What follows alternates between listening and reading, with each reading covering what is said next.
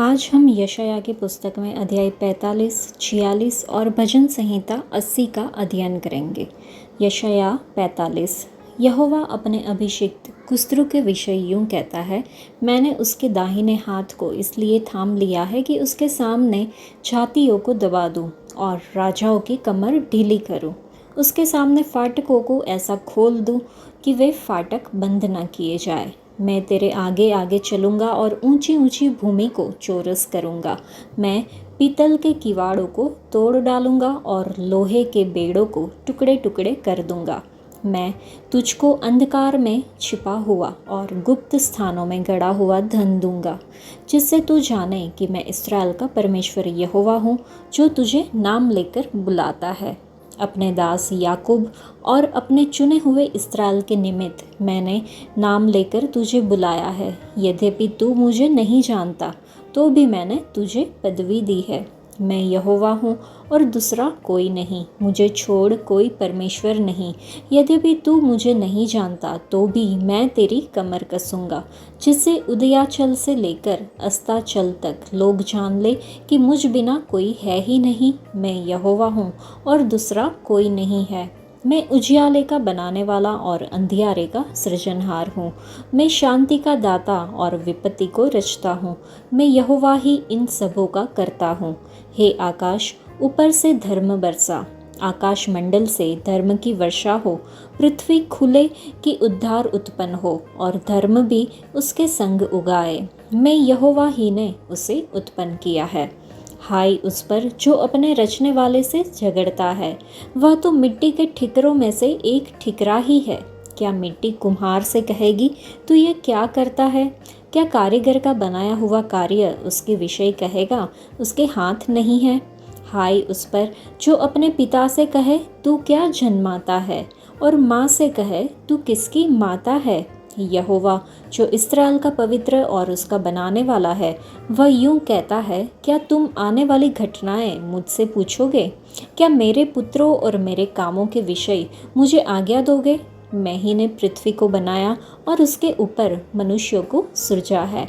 मैंने अपने ही हाथों से आकाश को ताना और उसके सारे गणों को आज्ञा दी है। मैं ही ने उस पुरुष को धार्मिकता में उभारा है और मैं उसके सब मार्गों को सीधा करूँगा। वह मेरे नगर को फिर बसाएगा और मेरे बंदियों को बिना दाम या बदला लिए छोड़ देगा। सेनाओं के यहोवा का यही वचन है। यहोवा यूँ कहता है, मिस्रियों की कमाई और कुशियों के व्यापार का लाभ और सबाई लोग जो डिल डोल वाले हैं तेरे पास चले आएंगे और तेरे ही हो जाएंगे।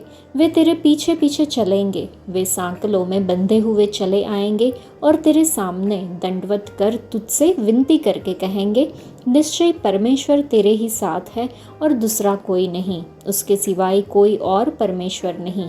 हे इस्राएल के परमेश्वर, हे उद्धारकर्ता, निश्चय तू ऐसा परमेश्वर है जो अपने को गुप्त रखता है। मूर्तियों के गढ़ने वाले सब के सब लज्जित और चकित होंगे।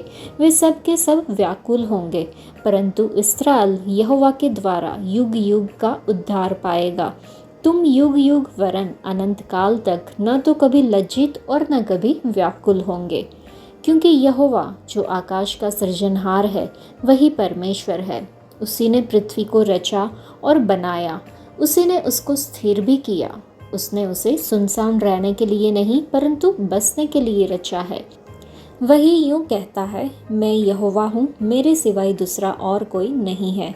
मैंने न किसी गुप्त स्थान में न अंधकार देश के किसी स्थान में बातें की। मैंने याकूब के वंश से नहीं कहा, मुझे व्यर्थ में ढूंढो। मैं यहोवा सत्य ही कहता हूँ, मैं उचित बातें ही बताता आया हूँ। हे जाति जाति में से बचे हुए लोगों, इकट्ठे होकर आओ, एक संग मिलकर निकट आओ। वह जो अपनी लकड़ी की खोदी हुई मूर्तें लिए फिरते हैं और ऐसे देवता से जिससे उद्धार नहीं हो सकता प्रार्थना करते हैं, वे अज्ञान है। तुम प्रचार करो और उनको लाओ। हाँ, वे आपस में सम्मति करें। किसने प्राचीन काल से ये प्रकट किया? किसने प्राचीन काल में इसकी सूचना पहले ही से दी? क्या मैं यहोवा ही ने यह नहीं किया? इसलिए मुझे छोड़ कोई और दूसरा परमेश्वर नहीं है। धर्मी और उद्धारकर्ता परमेश्वर मुझे छोड़ और कोई नहीं है। हे पृथ्वी के दूर दूर के देश के रहने वालों, तुम मेरी ओर फिरो और उद्धार पाओ, क्योंकि मैं ही परमेश्वर हूँ और दूसरा कोई और नहीं है। मैंने अपनी ही शपथ खाई, धर्म के अनुसार मेरे मुख से यह वचन निकला है और वह नहीं टलेगा। प्रत्येक घुटना मेरे सम्मुख झुकेगा और प्रत्येक के मुख से मेरी ही शपथ खाई जाएगी।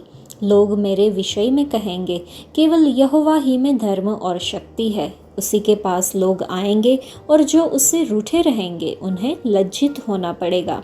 इस्राएल के सारे वंश के लोग यहोवा ही के कारण धर्मी ठहरेंगे और उसकी महिमा करेंगे।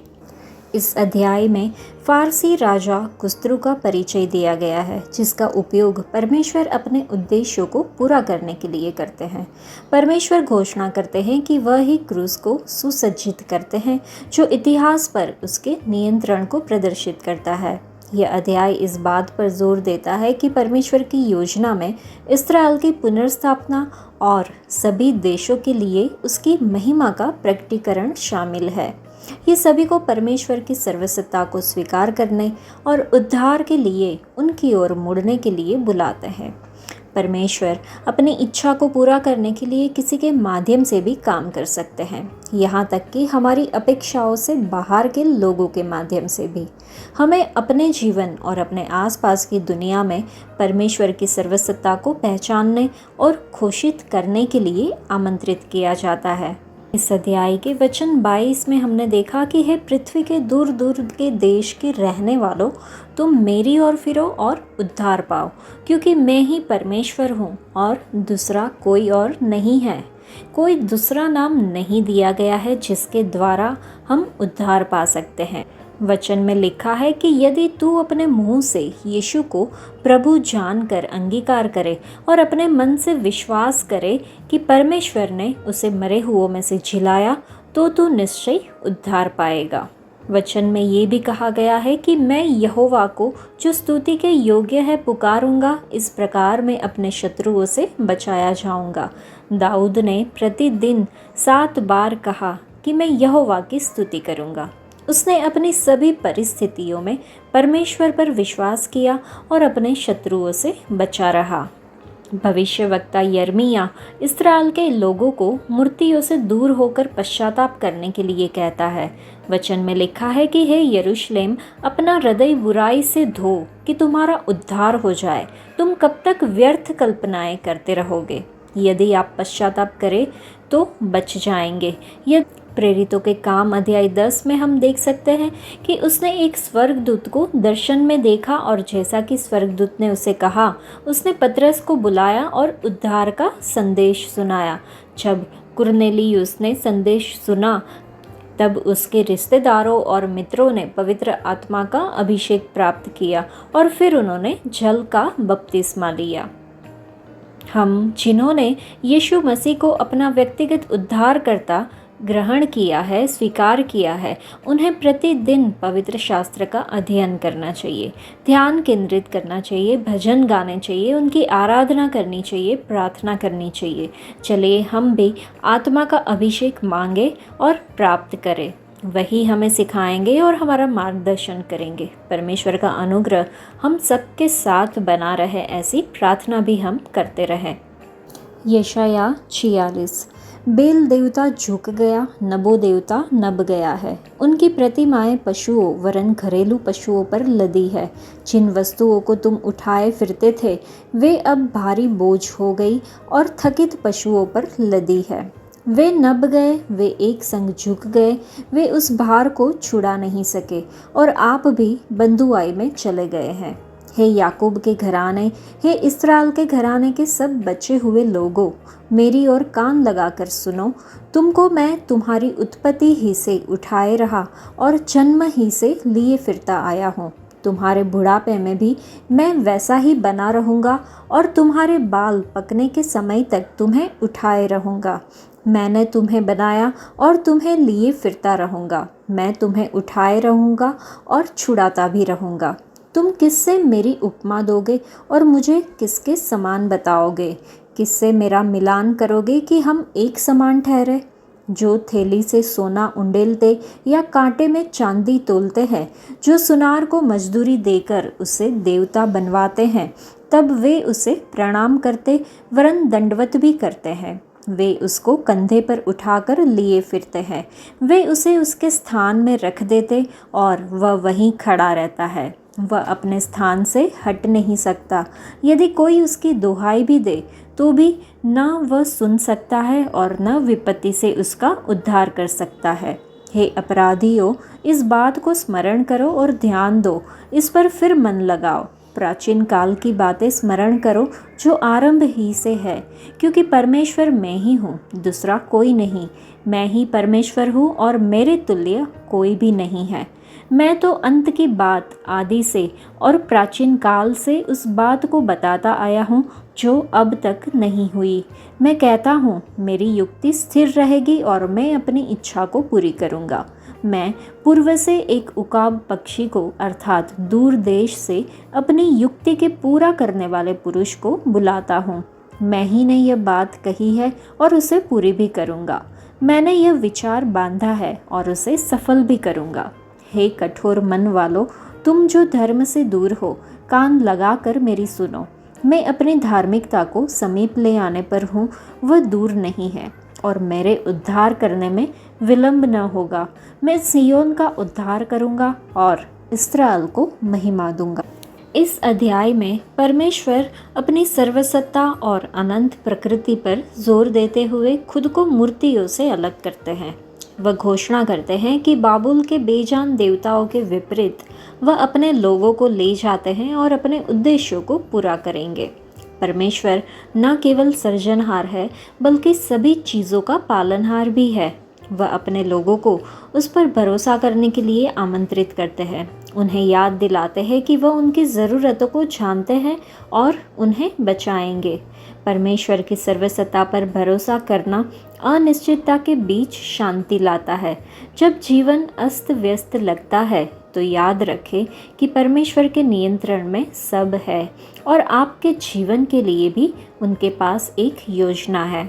इस अध्याय के वचन 3 और 4 में है कि हे याकूब के घराने, हे इस्राएल के घराने के सब बचे हुए लोगों, मेरी ओर कान लगाकर सुनो। तुमको मैं तुम्हारी उत्पत्ति ही से उठाए रहा और जन्म ही से लिए फिरता आया हूँ। तुम्हारे बुढ़ापे में भी मैं वैसा ही बना रहूँगा और तुम्हारे बाल पकने के समय तक तुम्हें उठाए रहूँगा। मैंने तुम्हें बनाया और तुम्हें लिए फिरता रहूँगा। मैं तुम्हें उठाए रहूँगा और छुड़ाता भी रहूँगा।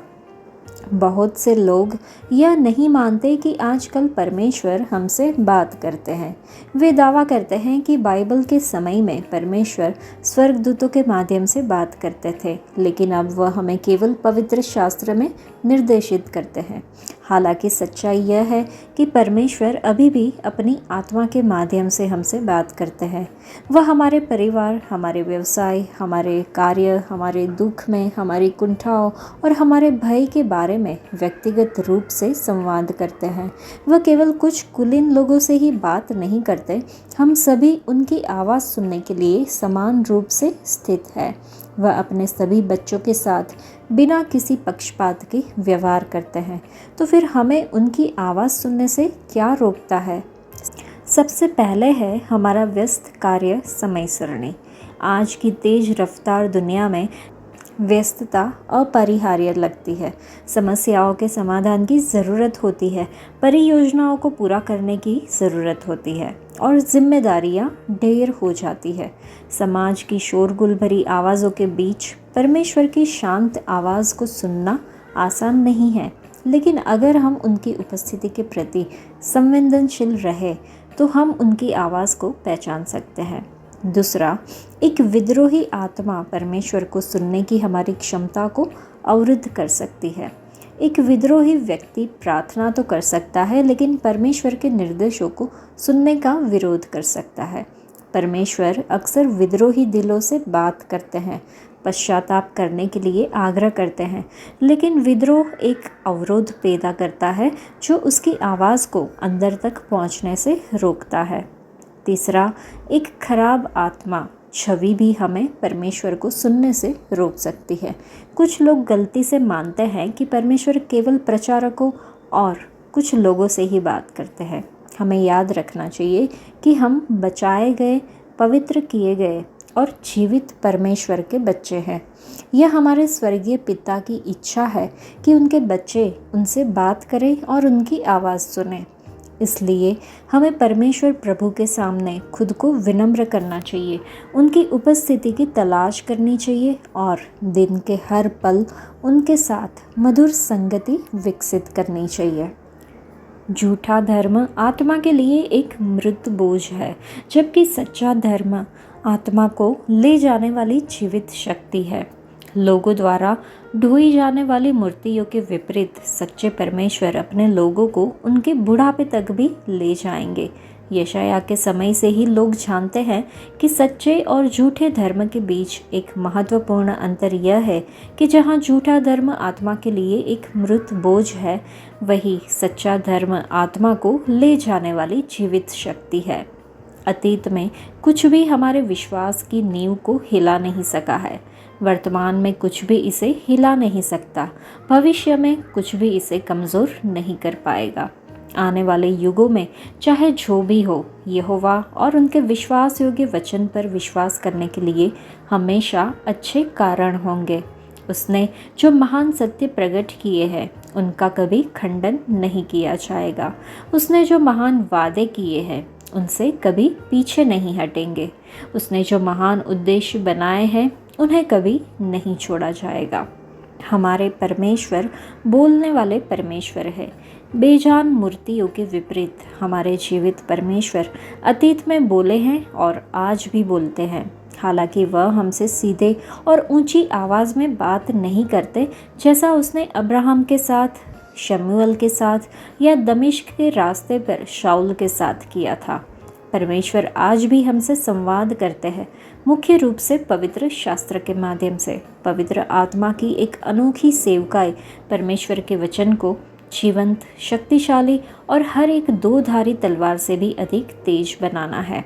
जब हम बाइबल पढ़ते हैं और उस पर मनन करते हैं तो पवित्र आत्मा हमारे दिलों को खोल देते हैं और हमारे जीवन के लिए परमेश्वर की इच्छा को प्रकट करते हैं। हमारे और परमेश्वर के बीच किसी भी तरह के संवाद की कमी का कारण यह नहीं है कि वह चुप है, बल्कि यह है कि हम सुन नहीं रहे हैं। परमेश्वर के प्यारे लोगों, चले हम खुद की जांच करें। क्या हम अपने जीवन में आध्यात्मिक ठहराव का अनुभव कर रहे हैं? अगर ऐसा है तो ऐसा इसलिए हो सकता है क्योंकि हमने परमेश्वर की बात सुनना बंद कर दिया है। शायद हमने बाइबल पढ़ने और प्रार्थना करने के अपने शांत समय की उपेक्षा की है। चलिए हम शमूएल का रवैया अपनाएं और कहें, हे प्रभु बोलो, क्योंकि तेरा दास सुन रहा है। चलिए हम अपने कान और मन को खोल दें और सुने कि परमेश्वर हमसे क्या कहना चाहते हैं। भजन संहिता 80। हे इस्राएल के चरवाहे, तू जो यूसुफ की अगुवाई भेड़ों की सी करता है, कान लगा। तू जो करूबों पर विराजमान है, अपना तेज दिखा। एप्रेम, बिन्यामीन और मनश्शे के सामने अपना पराक्रम दिखाकर हमारा उद्धार करने को आ।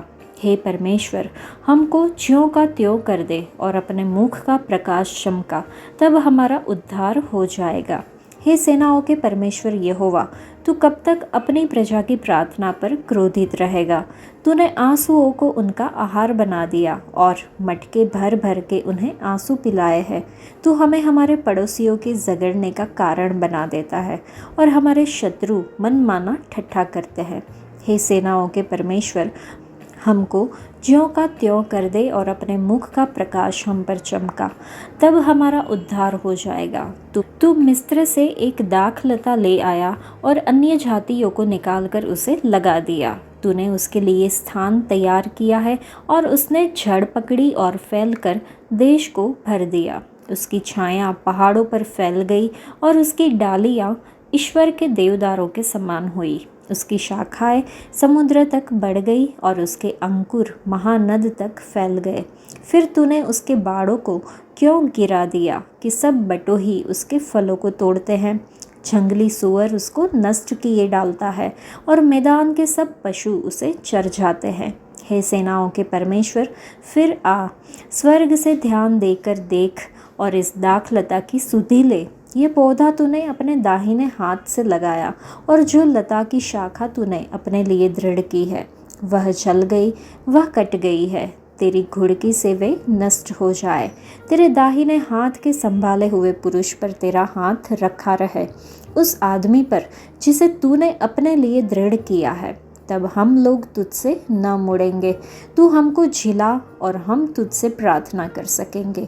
हे सेनाओं के परमेश्वर यहोवा, हमको ज्यों का त्यों कर दे और अपने मुख का प्रकाश हम पर चमका, तब हमारा उद्धार हो जाएगा। यह भजन एक सामुदायिक विलाप है जहाँ इस्राएल के लोग परमेश्वर के ध्यान और बहाली के लिए विनती करते हैं। चरवाहे और दाखलता के रूप में परमेश्वर की कल्पना परमेश्वर और उसके लोगों के बीच एक गहरा संबंध को बताता है। बार बार की गई विनती कि हे परमेश्वर, हमको ज्यों का त्यों कर दे, आत्मिक पुनरुत्थान और परमेश्वरीय अनुग्रह की इच्छा को उजागर करती है। अपनी आत्मिक यात्राओं में हम अक्सर परमेश्वर से भटक जाते हैं या दूर महसूस करते हैं। ये भजन हमें प्रार्थना और परमेश्वर के मार्गदर्शन पर निर्भरता के माध्यम से आग्रहपूर्वक बहाली की खोज करना सिखाता है। पवित्र शास्त्र का पुराना नियम हमारे प्रभु यीशु मसीह के उल्लेख से भरा हुआ है।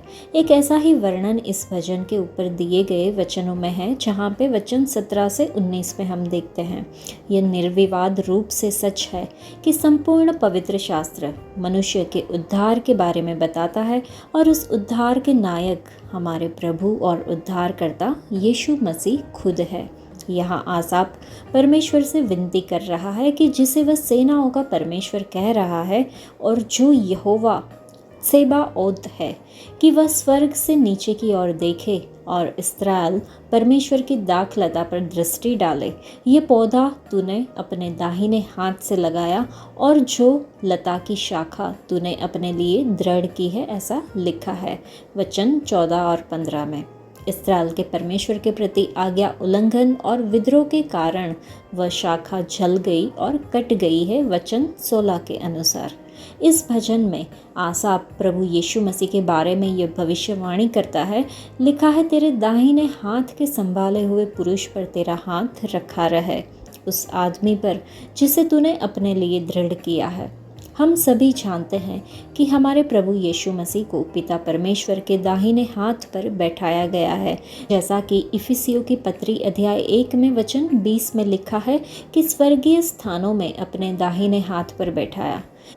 इब्रानियों की पत्री अध्याय 1 वचन 3 में लिखा है कि ऊंचे स्थानों पर महिमा मन के दाहिने जा बैठा। इब्रानियों की पत्री में अध्याय 10 में वचन 12 में कि परंतु यह व्यक्ति तो पापों के बदले एक ही बलिदान सर्वदा के लिए चढ़ाकर परमेश्वर के दाहिने हाथ जा बैठा। और इब्रानियों की पत्री में ही अध्याय 12 में वचन 2 में कि और विश्वास के कर्ता और सिद्ध करने वाले यीशु की ओर ताकते रहे, जिसने उस आनंद के लिए जो उसके आगे धरा था, लज्जा की कुछ चिंता न करके क्रूस का दुख सहा और परमेश्वर के सिंहासन की दाहिने हाथ और जा बैठा। सर्वशक्तिमान परमेश्वर ने खुद यीशु को अपने दाहिने हाथ पर बिठाया, जो उनको दी गई सामर्थ और अधिकार को दर्शाता है। यीशु खुद घोषणा करते हैं कि स्वर्ग और पृथ्वी में सारा अधिकार मुझे दिया गया है। मत्ती रचित सुसमाचार अध्याय 28 में हम देख सकते हैं और निसंदेह ऐसा ही है। आसाप सर्वशक्तिमान परमेश्वर से विनती करता है कि उन्हें फिर से पुनर्जीवित करके उनमें जान डाल दे, ताकि वे यीशु मसीह के नाम को पुकारे। बिना किसी पुनरुत्थान के यहूदी लोगों की आंखें अभी भी मसीहा यीशु के प्रति अंधी है। सेनाओं के यहोवा को उन पर अपने मुख का प्रकाश चमकाना होगा, ताकि उनकी आंखें खुल जाए और मन को बचाया जा सके। यह आसाप की पुकार थी और सहस्त्राब्दियों की अवधियों के दौरान कुछ यहूदी यीशु मसीह को अपने प्रभु और उद्धारकर्ता के रूप में स्वीकारने लगे हैं, लेकिन उन सभी को वापस लाने के लिए निश्चित रूप से एक महान पुनरुत्थान की आवश्यकता होगी। ये यहोवा का कार्य होगा और वह निश्चित रूप से इसे पूरा करेंगे। आज के लिए इतना ही। परमेश्वर आप सबको आशीष दे। धन्यवाद।